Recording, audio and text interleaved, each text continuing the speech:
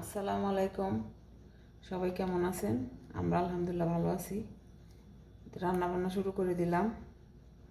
বিসমিল্লাহ।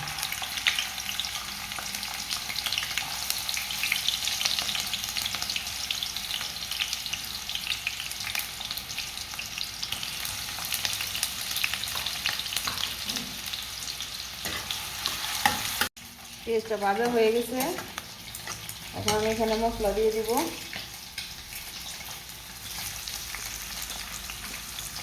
লবণ, হলুদ, মরিচ, আদা, রসুন বাটা সব কিছু আছে এখানে। এটাকে কষিয়ে নেব। আরেক পাশে ডিম বসিয়ে দিয়েছি, ভাজতেছি, ডিম ভুনা করব। দিয়ে দেবো একটু টমেটো,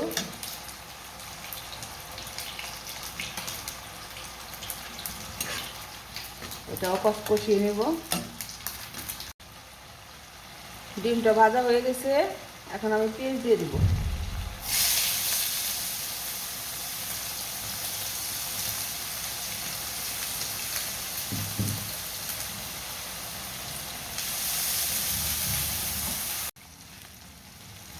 দিয়ে দেবো চিংড়ি মাছ,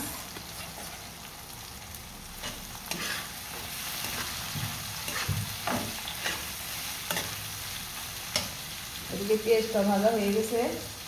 এখানে কাঁচা মরিচ আর হালকা একটু মশলা দিয়ে দেবো।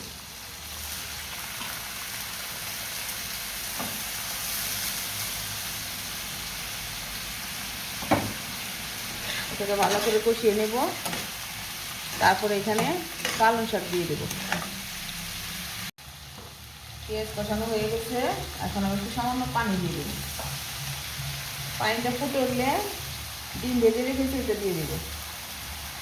এদিকে আমার চিংড়ি মাছটাও কষানো হয়ে গেছে, এখানে আমি এখন শাক দিয়ে দেবো। বিসমিল্লাহ।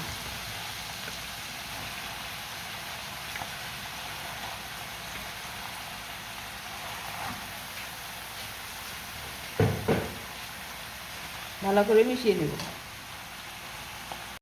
এখন আমি ডিমটা দিয়ে দিচ্ছি।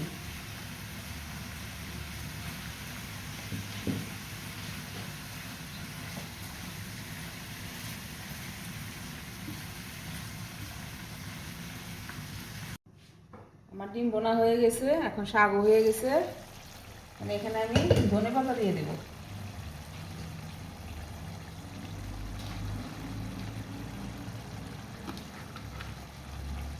ধনেপাতা দিয়ে একটু নেড়ে চেড়ে নামিয়ে ফেলবো।